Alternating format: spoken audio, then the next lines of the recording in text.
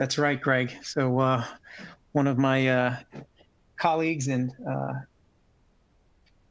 friendly acquaintances, Greg, is on, and he just made a mention when he lived in Florida, you can count the storms in the late summer coming between 3 and 3:30 every day.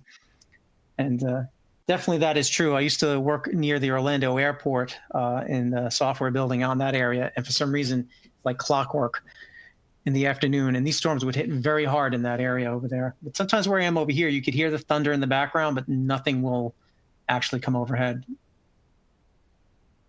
There's something soothing about having that thunder hit in the background in the distance, but never hits you, though.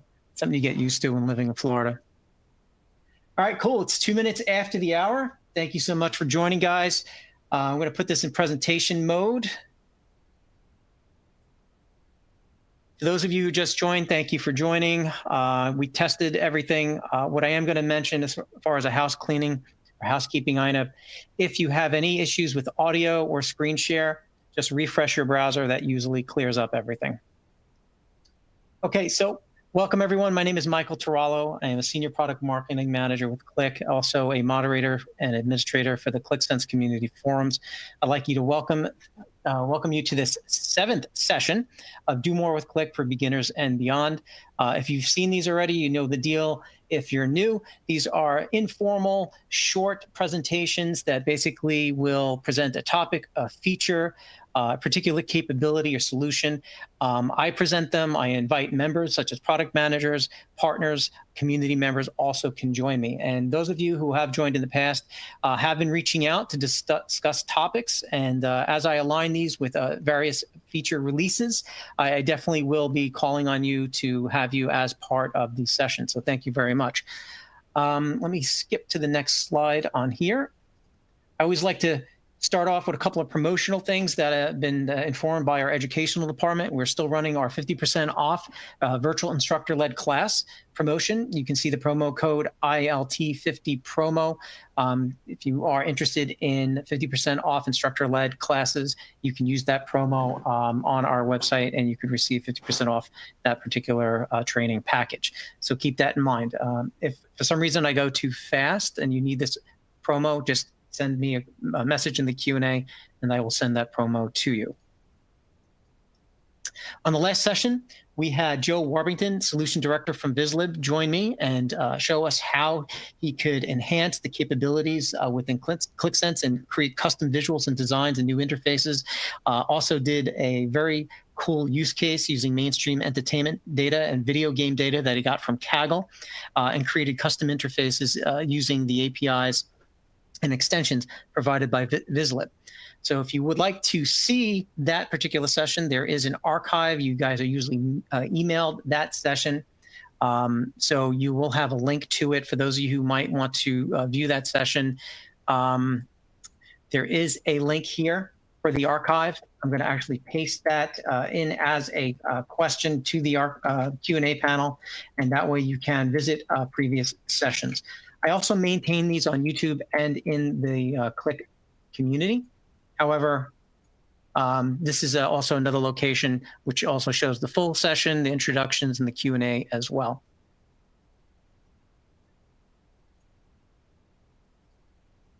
Okay, today's session, we're going to discuss Qlik Data Transfer, basically showing you the process of automating on-prem data to QlikSense SaaS, which includes QlikSense SaaS Enterprise and QlikSense Business.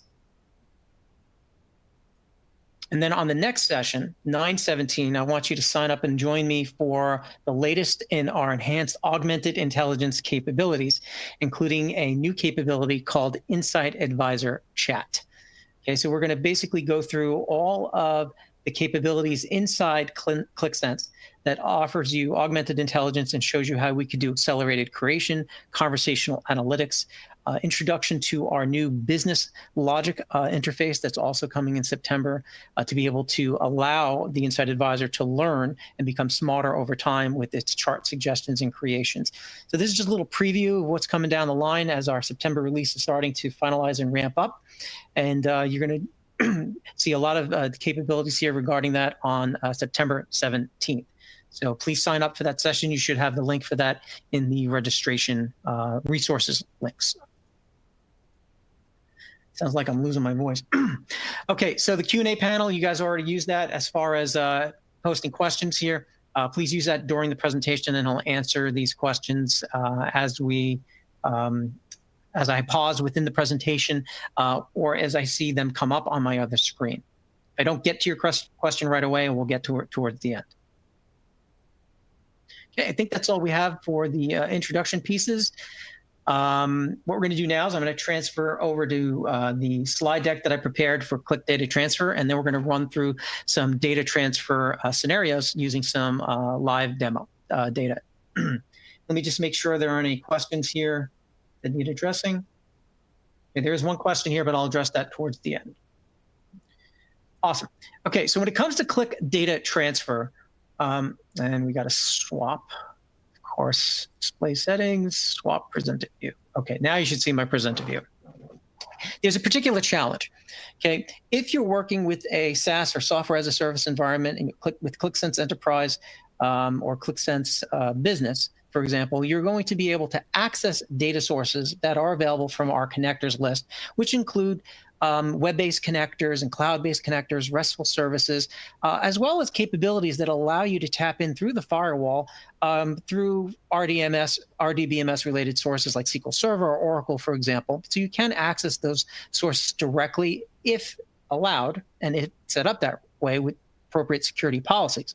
However, there are going to be some data sources that might be on-premise that you might need to incorporate as part of your visual analytics and your data visualization and business analyst capabilities.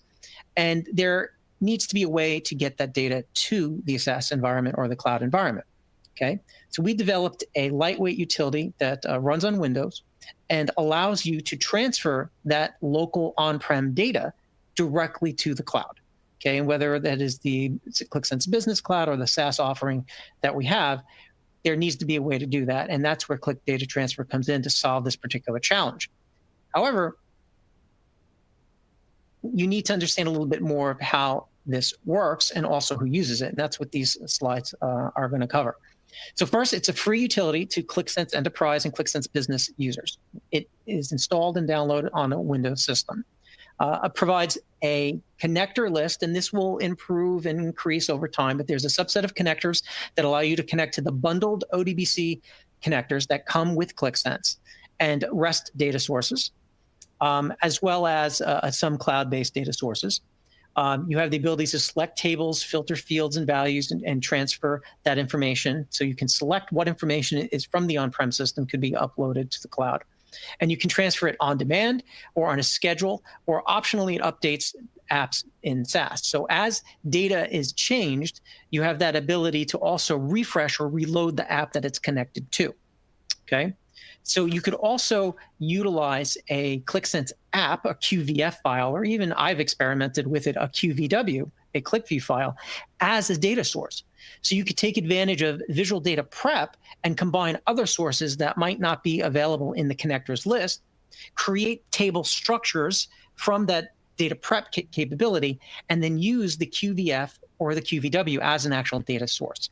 Okay, so any scripting capabilities or data prep functions, multiple data connections, you can link all of that together and use the QlikSense app or QlikView app as a source of data.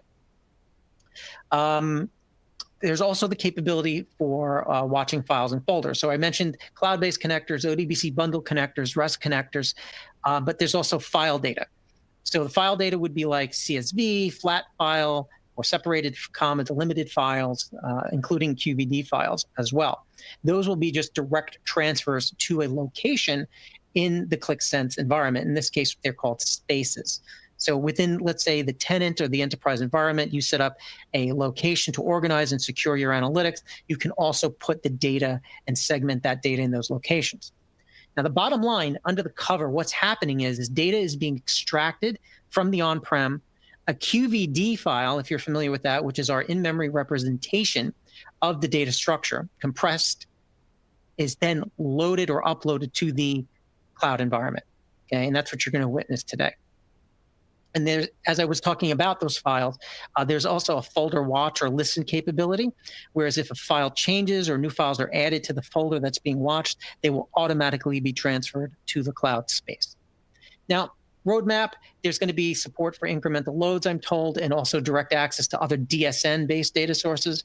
So for sources that are supported within, for example, a Windows environment that use the DSN connectivity within your ODBC connectors. So for example, if somebody had a Fox Pro database that they wanted to use and there was a DSN connector, we would support that DSN connector extraction and load. But those are on the roadmap. I don't have any date or times for those. Okay, so now who should use this? Okay, think of it this way. There's a segment of departments, small, medium business, and departments within enterprises that are going to use Qlik Data Transfer. Okay, so if people have data files and they have data sources that they need to incorporate into their analytics and they fall within the left or right side of this spectrum that you see here for SMBs and department lands, this is where you're going to want to use Qlik Data Transfer. Okay, as you continue to incorporate more needs, more data sources, more complexity, more automation, you're probably going to start wanting to move over to Qlik Data Integration, and that would include Qlik Replicate, okay, formerly Attunity Replicate, which has capabilities for bulk data transfer and data automation. I'm not going to cover those at the moment, those business processes, but that might be something I will cover in a future Do More. But for more information on those utilities, look at our Qlik Data Integration pages. Okay, so once this utility is installed, it basically runs as a Windows service, just like any other service that runs within Windows. It's a simple installation, executable, and then there's a GUI interface for configuration, connecting to your SaaS-based environment, and then adding your tasks, your data sources, your connectors, selecting your fields and your data, and you're going to see all of that in a moment. So how it connects directly to your SaaS or business environment is through the use of API keys. Now, I'm not going to go through that setup. There's a video out there already on the Qlik Help channel. But basically, within your SaaS environment, you create a key or what we call a bearer token, for example, and that is assigned a time limit. You could set the expiration for as long as you wish through the administration console. And then when you add the tenant, you just simply use the URL of your tenant, place in your key, and the Qlik Data Transfer utility will be connected directly to that SaaS environment. And it'll have access through to the spaces and the named areas that you want to be able to look at the apps that you want to refresh and reload, et cetera. And you're going to see that again. Everything can be triggered, scheduled, or watched. And now the watch, as I mentioned, is more of a listener or a folder watch, if you will.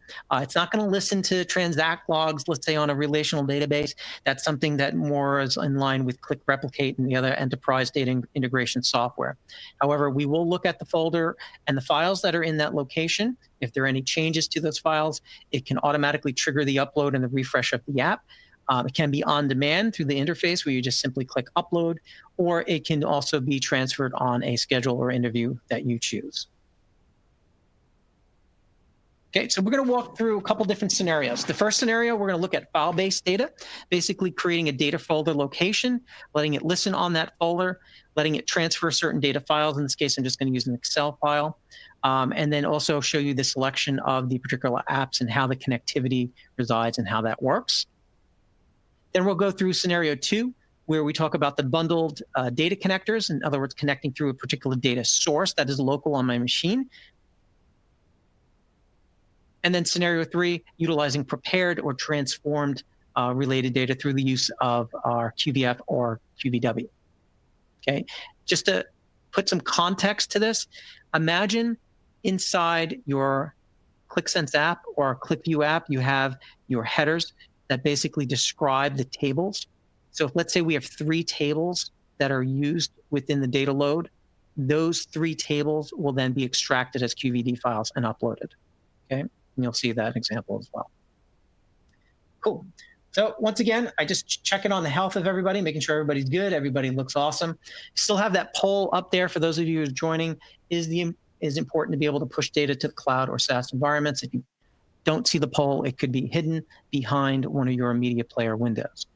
Okay, so there's some very careful orchestration that I have to go through because there's so many moving parts within this presentation. I want to make sure I get it right and it's not confusing. So for scenario 1, we're going to talk about file-based data. And of course, on the last session, I mentioned if you're working with Qlik, what's the best way of working with QlikSense?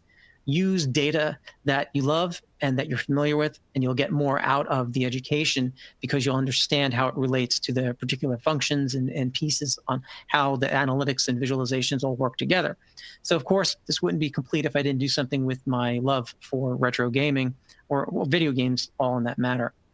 So the first one we're going to do is I have a environment. This is my Qlik tenant. Okay, and you can see it is called retrogamingus.qlikcloud.com. I'm going to go into my administration, okay, briefly. This is just to kind of show you what's going on under the covers. And you'll see under integration, there's something called API keys.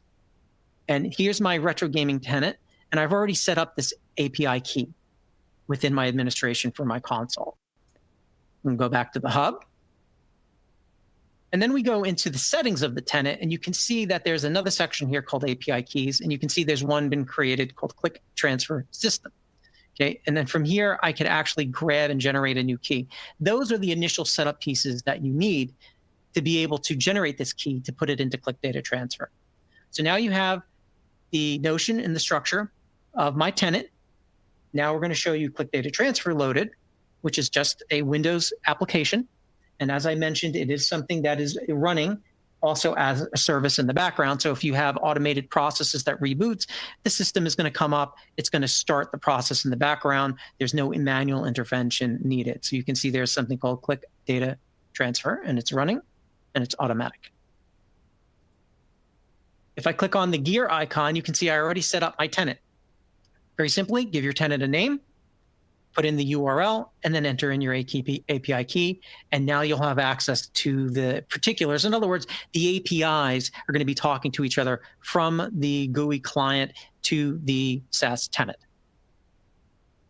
Now you'll notice on the left, we have the ability to set up data connections, add Qlik apps, set up data folders, look at the connection details, and then also set up your tasks for schedule uploads. So let's go back to the app and let's explore. Okay, and here I have an app called Retro Game Pricing.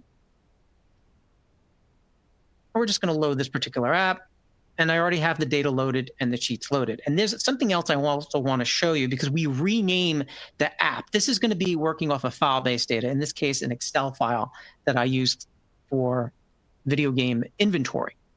So I'm going to go into my data prepare, and I'm going to go into, actually, let's go into the data manager. And what I'm going to show you is where the data is stored. So every space that exists within QlikSense, you have the notion of what's called shared spaces and managed spaces. The shared spaces are where you store, organize, secure, and co-develop apps together. Well, you also have data in that location. So you can see I have my personal space, and I also have a space here called Retro Game Boys. And you can see there are data files. Here are where the data files are uploaded and stored. Now, we'll put a prefix when you upload a file with the name that you give it within Qlik Data Transfer. So for example, here, there's a data table called Sales Data Table, but there's the name called MS SQL Data eBay, which is what we gave the name of the connection in Qlik Data Transfer. So understand when you're creating these connections, it's going to upload the data and it's going to use the name as a unique identifier to prefix. Okay, so in this case here, you can see there's something here called RGB prod in video game inventory XLS. Okay, so this is the particular data file that's going to be uploaded to this location from Qlik Data Transfer. And the reason I'm showing you this is because when I navigate to my folder structure, you're going to see that file name, and it's going to use the name from Qlik Data Transfer. Okay, so let's just go back into the app. And we're going to keep this app up. We have it loaded here. Okay, this is just a simple inventory app, kind of using some rating information for some video game titles and consoles, looking at the change of the different various metrics and dimensions and measures, et cetera. So the area I want you to keep focused on is this total purchase price, inventory items, game titles, and consoles. And we're going to keep an eye on this particular area here. Now, I'm going to go into Qlik Data Transfer, and we're going to go to the data folders. Now, I want to add a new one. And whatever name that I type here, that's going to be the prefix of the data file that's being uploaded. So in this case, we called it RGB underscore prod underscore INV. Then we just enter the path of the folder. In this case here, it's just going to go to my data transfer folder that I have. I select that particular folder. And then we choose the space. Now notice it automatically picked up the name of the spaces from the QlikSense SaaS environment. So we're going to store it in this space here. And then optionally, when the data is uploaded, do I want it to kick off a refresh or reload of a particular app? So I can say, yes, I want you to kick off this particular app called the pricing data collection. And let's transfer that over. And it could be one or more apps. Now, of course, like a cooking show, I'm just going to cancel that. And we're going to just go into edit mode. And you can see the name of the upload task, the location it's looking, the space it'll place the data, and then the name of the apps that are actually going to be uploaded once this file is processed, or not uploaded, the name of the apps that are going to be refreshed once this file is processed. So in this particular example here, I don't need these three to be refreshed. I just want the this particular one right here called, where is it? Retro game collection pricing data. And we're going to confirm.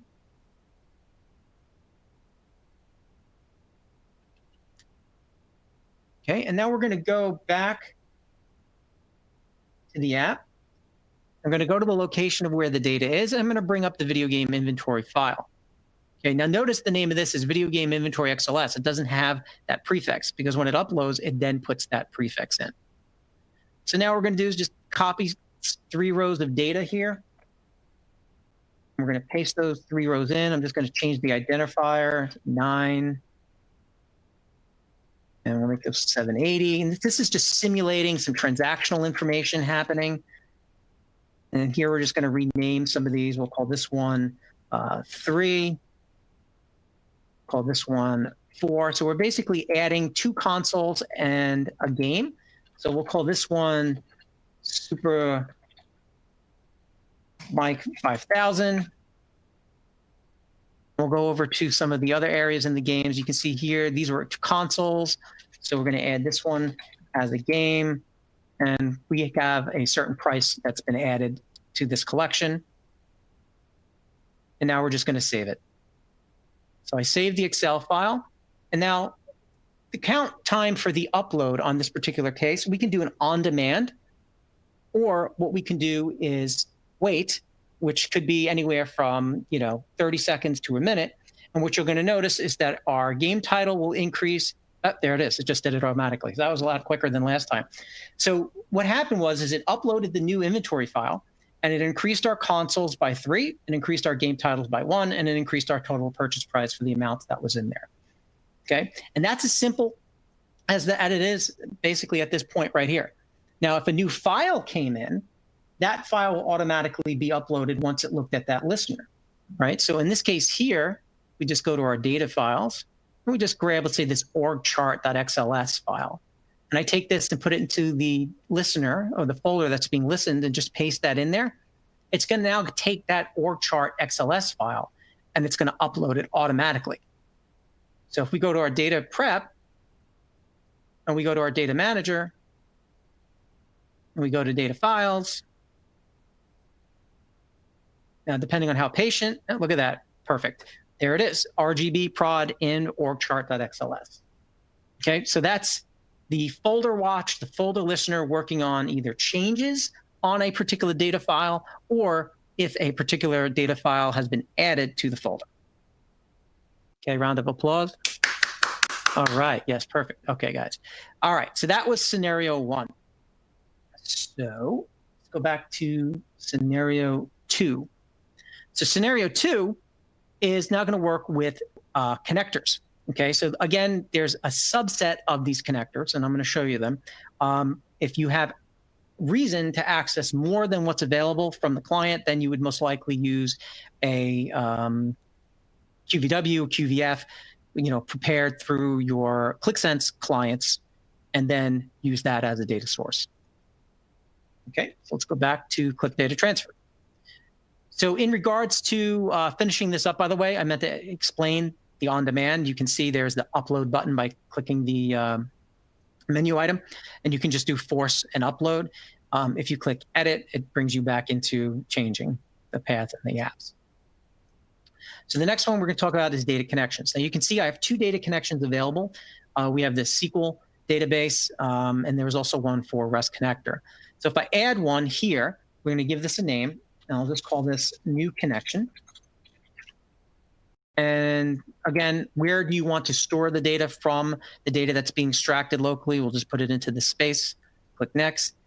I have my existing connections already here, or we can create a new connection, right? So if I select SQL, it's going to allow me to go in and connect to my local SQL server that is running. Okay, so this is, just to give you an example, this is my local SQL server on my machine right now, and it's connecting directly to that. Select DBO as the owner, and it's collecting to my tables. So now I can start selecting the data directly from the local client. Okay, but we'll get back to that in a minute. What I'm going to do here is just show you the connectors. I'll create new connection, and this is what's available on the client right now. Redshift, Apache Drill, Hive, Phoenix, Spark, Azure, Cloudera, Google BigQuery, SQL Server, MongoDB, MySQL Enterprise, Oracle, Postgres, Presto, Snowflake, Teradata, and REST. Okay, if those of you who are familiar with REST, if it's a source that has a RESTful interface or API, there's a high percentage of connectivity and chance that that'll work, but it's a little bit more complexity involved when it comes to understanding the data structure that comes back. Usually comes back in a JSON format, and you have to kind of reorganize. Also have to be involved using pagination and all this other type of stuff. But bottom line is we can connect to these sources directly from the client. Okay, so for this example here, SQL Server, I already have a connectivity in here, so I'm not going to, select the data, but this is very similar to where you would create an app in Qlik Sense where you select your fields. You could rename your fields. You could even run a filter request on here to reduce the answer set that comes back. Now, I already have connections set up here. At this point here, I could just edit the existing connection if I needed to do that, or if I wanted to go back to the data connection and force an upload, I would just hit upload here. Okay, so for this particular scenario, just happen to have a very simple app here, which is some simple sales data in it. Okay, so there's our total sales, our total orders.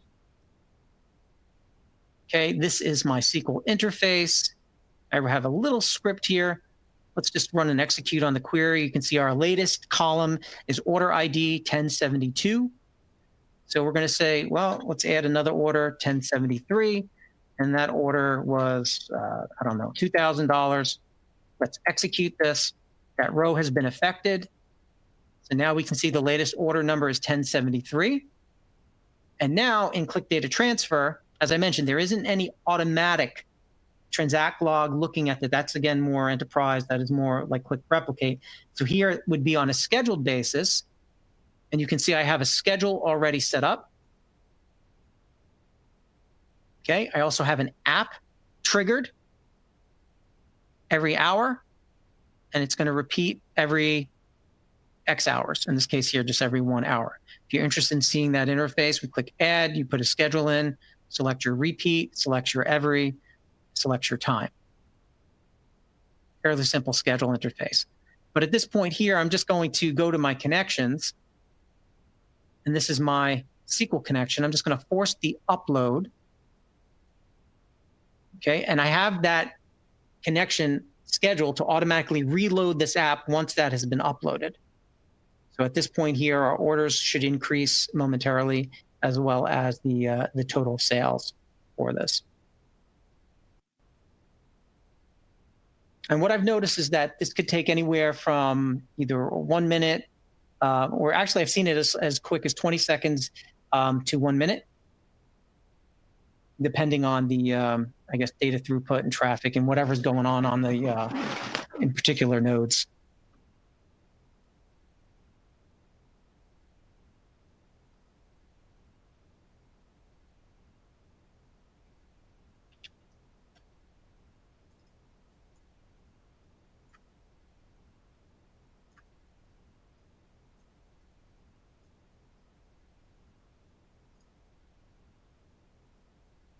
By the way, there's a log here as well, so you can look at last load details. It says here, reload successful. Now I'm questioning what I have set up here. So we see we have this app here called MS SQL Data from QDT set up on that reload.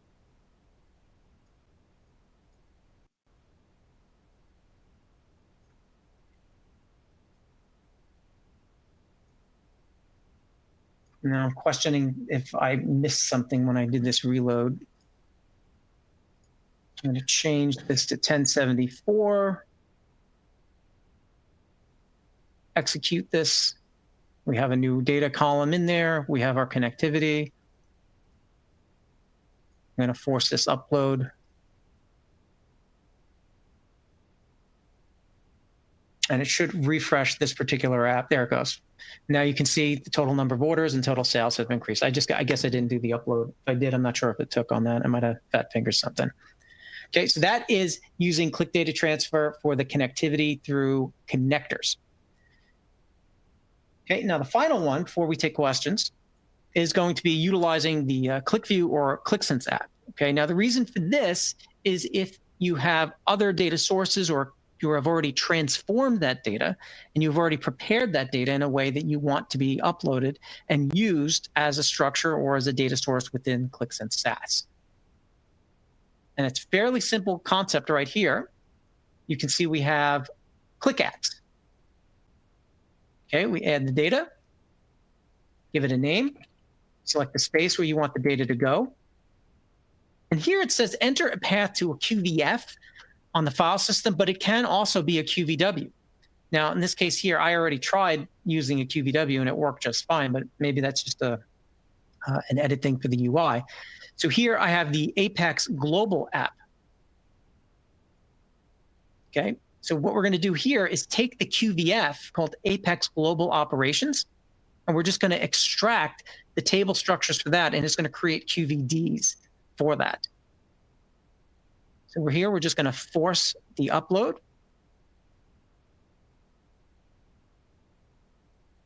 This will probably take a little bit longer just because the Apex Global app, I think, is a 16 megabyte app, and there's a number of tables in there. So we're going to let this handle itself. And while we do that, I'm going to see if we can take any other questions. Oh, there is a question here. Hi, will it be possible to organize data files in folders? Okay, so at this point, the only folder structure or spaces would be the way to do that. So you can put the data in spaces.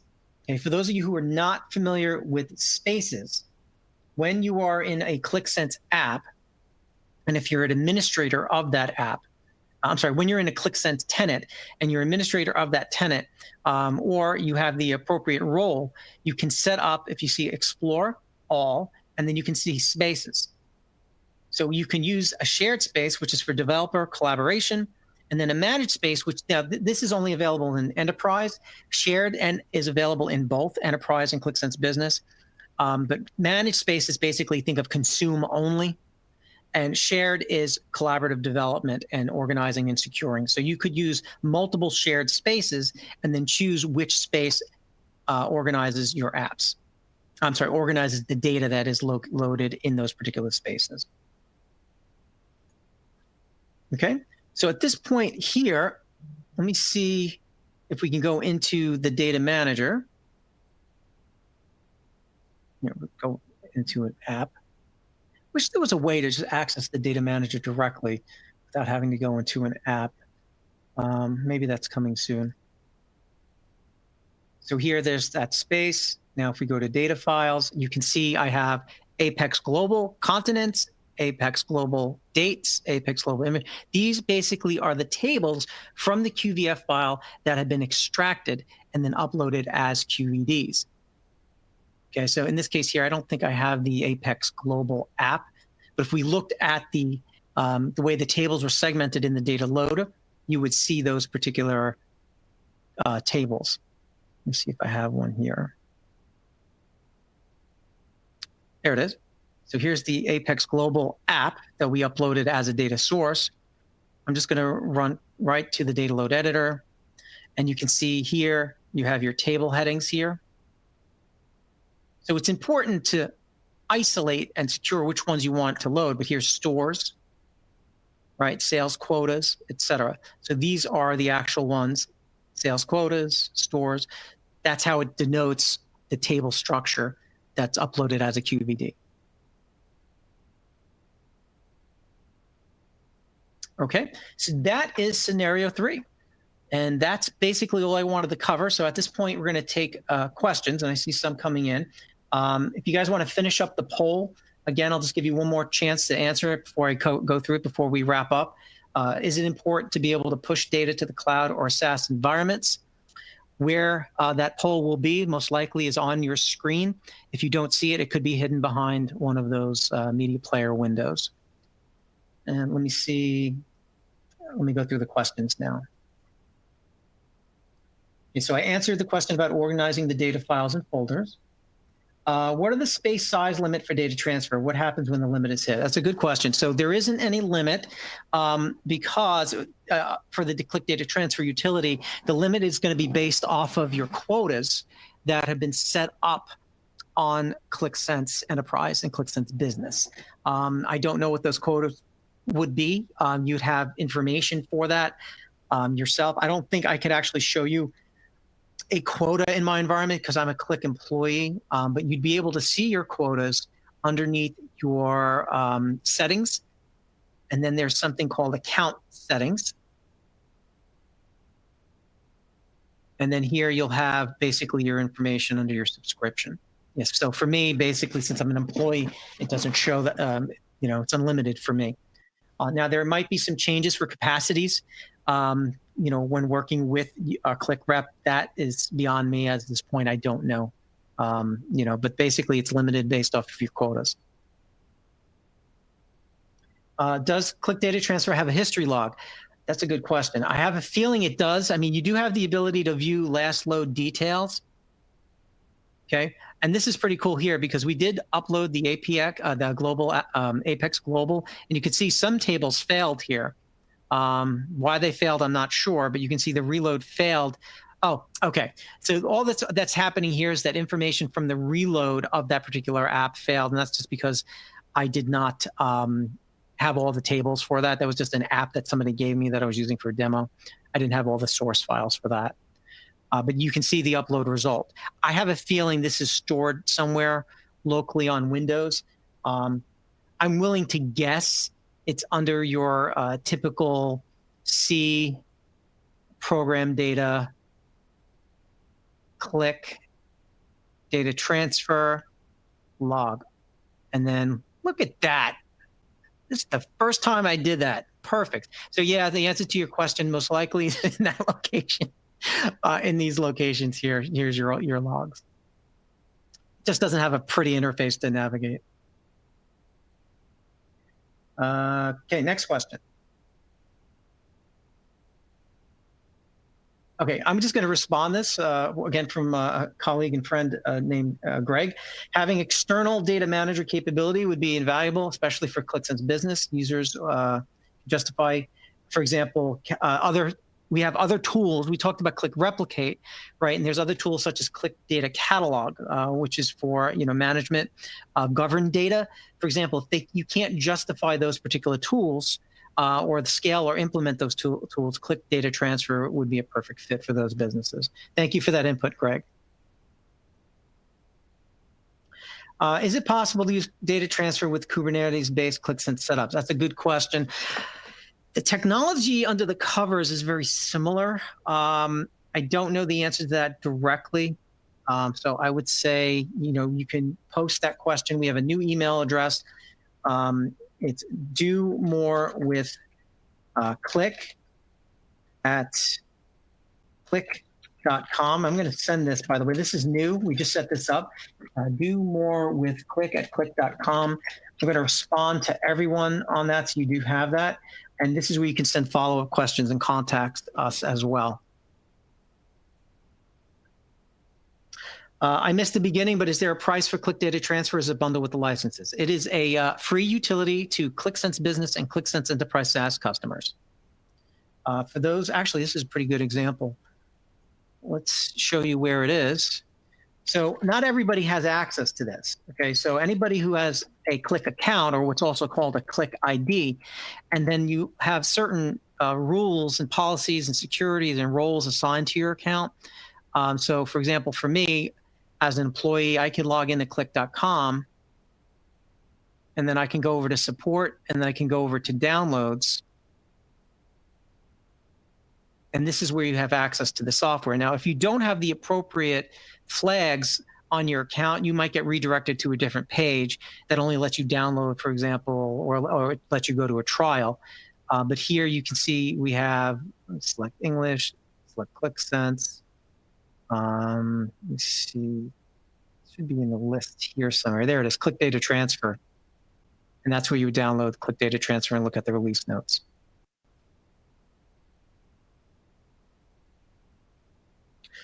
Can Qlik Data Transfer connections be shared with multiple developers? At this time, I'm going to say no. It seems like these Qlik Data Transfer connections are just isolated to this particular interface.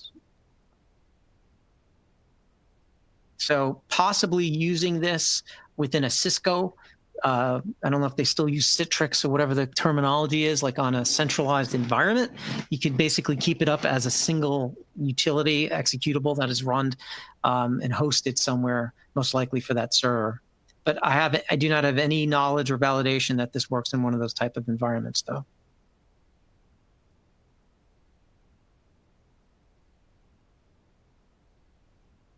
Okay, seeing if there's any other questions.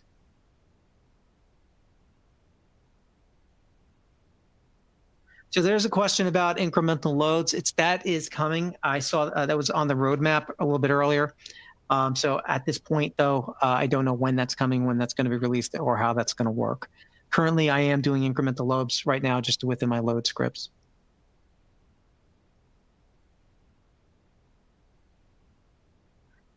This is not a bad question. It says a bit off topic, but is it possible to use Qlik scripting and Qlik replicate? Would like to use my Qlik knowledge when ELTing data, for instance. That's a good point. I don't know if they have. I know Qlik Data Catalyst can create QVDs directly for the catalog, but I don't know if they've added any type of steps or transform objects, let's say, in some of the utilities that allow. That's a good question, though. That would be another one for the do more with Qlik at qlik.com email, and I could follow up.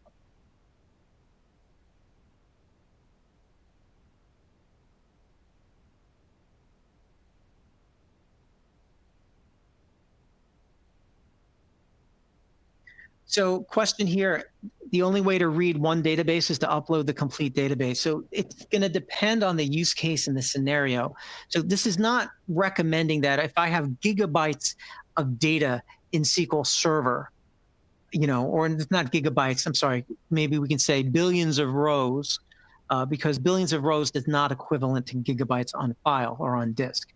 Okay, so for example, even millions of rows is usually like a few KB. Or 100 KB or something like that on disk when it comes to a Qlik QVD file. So we're not saying that you create these ginormous QVD files and upload them to QlikSense. Is it all possible? Possibly, yes. Again, in regards to data limits, I need to probably verify that a little as well. Right now, I mentioned that the data limit is probably based off of your quota, but there could be a data limit. I'll have to verify that with some of my colleagues. In fact, I'm on the horn right now, one of the product managers, but I don't know if he's going to be able to answer. So if we get the answer within the next few minutes, I will let you know. Okay, so this went perfectly, in my opinion. I'm very happy. The structured and the practice and the scenarios worked out very well, and I hope you got some good input out of what Qlik Data Transfer is and how it works and where to get it. At this time, I'll still field additional questions, but if you'd like to, hang up and leave the webinar, I would like to bid you farewell. Stay well, stay safe during these crazy times, And I look forward to working with you within the community or possibly seeing you on a future session of Do More with Qlik, where I mentioned we're going to be touching on our augmented intelligence capabilities. So for those of you who would like to leave, farewell, and I'm going to stay on for any additional questions.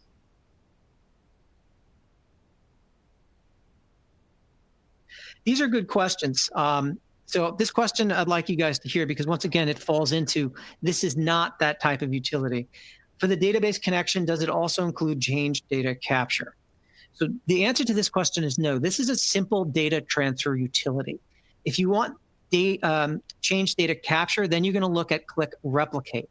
And I've actually I have a Hello World. It's in the community, but I also have it in YouTube. Let's go to YouTube and let's switch over to my YouTube channel for the Qlik account. And what we're going to do is go to our channel and let's go to videos. And I'm going to show you, I actually did a Qlik change data capture. At the time, it was called Attunity. You could also do Qlik data capture with Qlik Script. But there's a video here called Hello World Demonstration. I'm going to send this to you all as well, showing you, it's called Qlik Replicate now, but when we acquired them, it was called Attunity Replicate. So I'm going to send this to all of you. So you'll have this video. But basically, this shows you using Qlik Replicate and actually shows you the change data capture happening real time. Okay, so take a moment and look at this video, and this will show you a automated change data capture utility, which actually logs inserts, deletions, updates, etc. Okay, getting some comments coming in. Thank you very much. Let me see here. Oh, we got something here. Let me look at the poll results, by the way.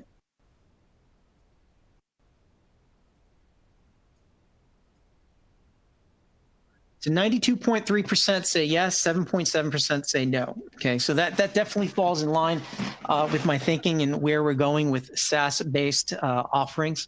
So the majority of people see that as well. And hold on one second, let me see here. Oops, what the hell is that? He is responding, so if you guys are still on, the beauty of having direct access to the product managers.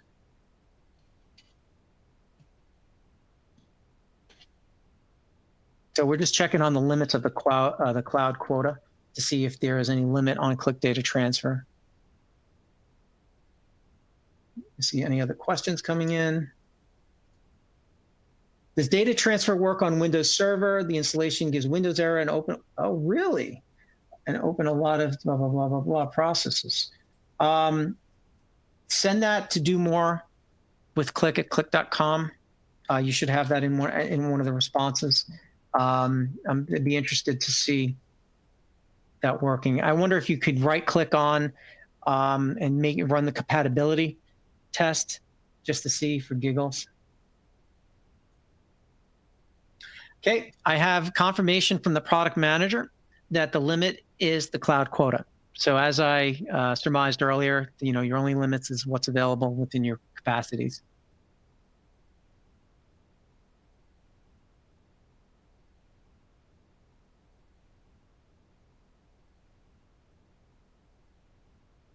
Okay, any other questions?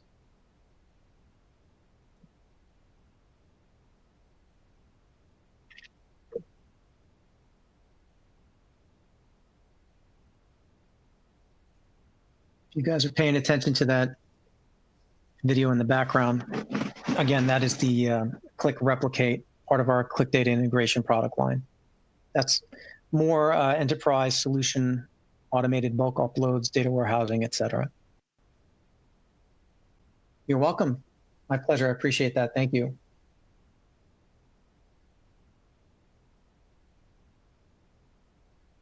Okay, I don't see any other questions coming in, guys. So thank you so much for your time. Reach out to me if there is anything else I can do to help. And it's my pleasure to present to you today. Stay well, guys. Have a great weekend. Take care.